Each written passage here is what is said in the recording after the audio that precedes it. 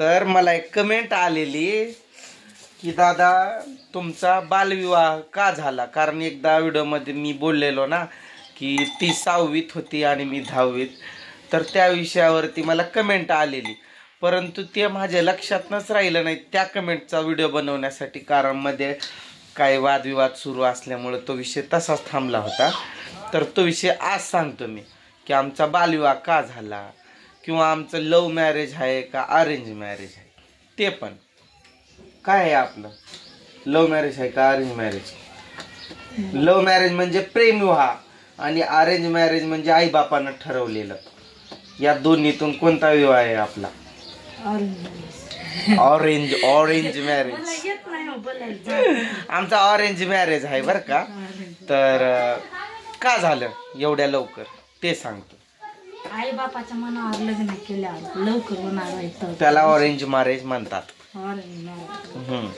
तर विषय असा होता की आम्ही 4 भावंड आणि सगळ्यात लहान मी. मग त्यांची सगळ्याची लग्न वगैरे झालेली होती. त्यांची पोरं माझ्या वयाची आहेत, माझ्यापेक्षा 1-2-3 वर्षानं, काही बारके, काही 1-4-5 वर्षानं बारके, असे म्हणजे लय अंतरा नाही. माझ्या भावांचं वय खूप जास्त आहे, माझं कमी आहे असं.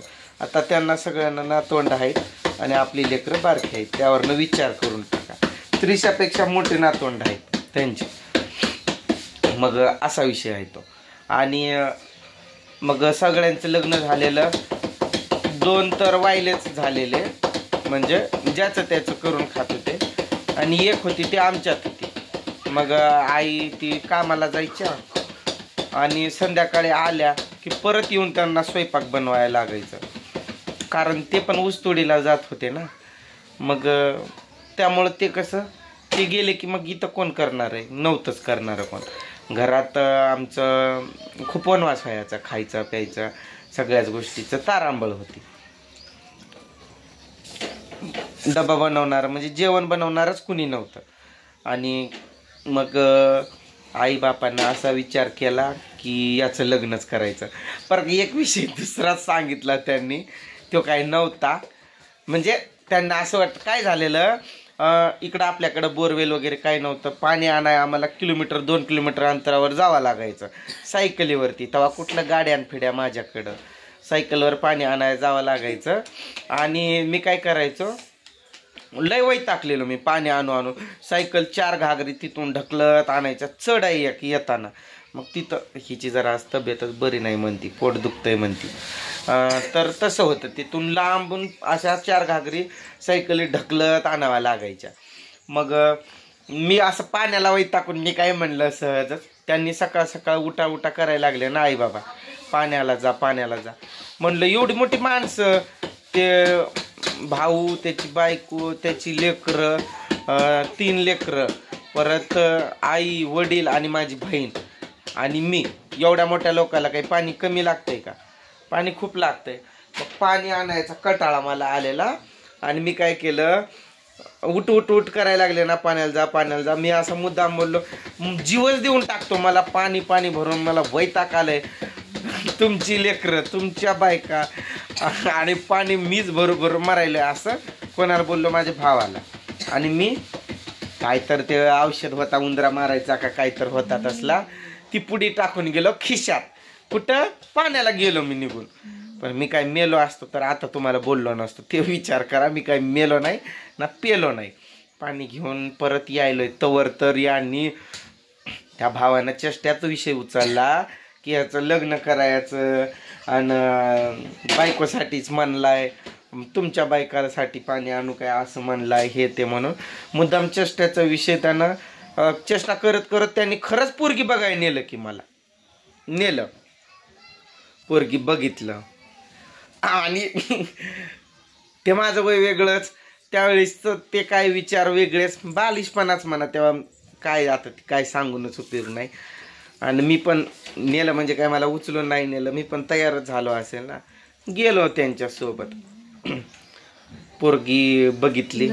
त्यांना मी पसंत म्हणजे त्यांना काय, ती काळी सावळी होती, ती माझा रंगच बघून माझ्यावरती फिदा झाल्या. एवढा तर गोरा होतो मी. हे परत मी काळा पडलो, म्हणजे तब्येत कमी करण्यासाठी गोळ्या खाल्ल्या ना, तर त्यात मी काळा पडलो. जा की मग उठ जा. असं तर त्या पुरीच्या घरच्यांना तर मी पसंतच आलो आणि सगळं काही झालं. पर आमच्यात कसं हुंडा वगैरे घेतात, आता कशाला खोटं बोलायचं, घेत होते. मग त्यात थोडंसं खटकलं आणि आई म्हणली नाही. मग तेवढ्यातच दुसरं अजून एक पोरगी आली. ते असे श्रीमंत होते, त्यांचा बंगला होता, बिअर बार होता, त्यांना पण मी पसंत आलो. बरं त्यांची एक आठ होती की ते म्हणले घर जावाई राहावं लागल.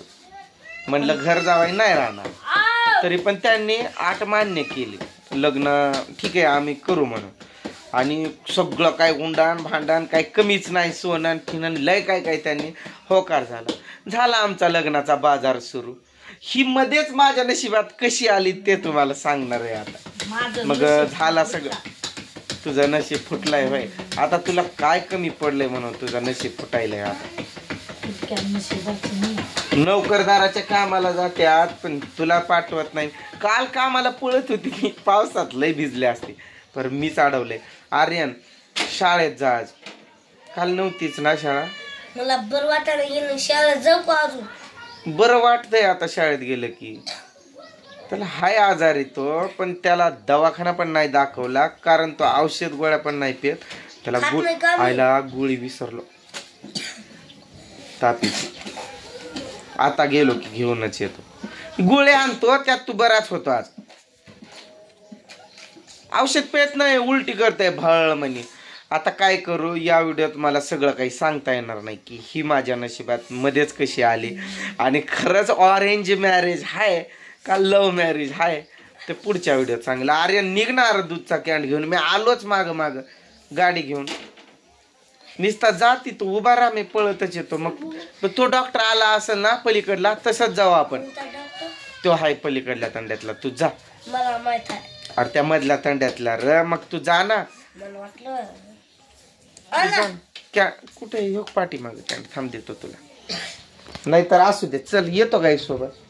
चला मी काय करतो, या व्हिडिओला आता इथंच थांबवतो आणि नेक्स्ट व्हिडिओमध्ये ऑरेंज मॅरेज का लव्ह मॅरेज का कोणता संत्रा मॅरेज का आहे ते नंतरच्या व्हिडिओत सांगेल.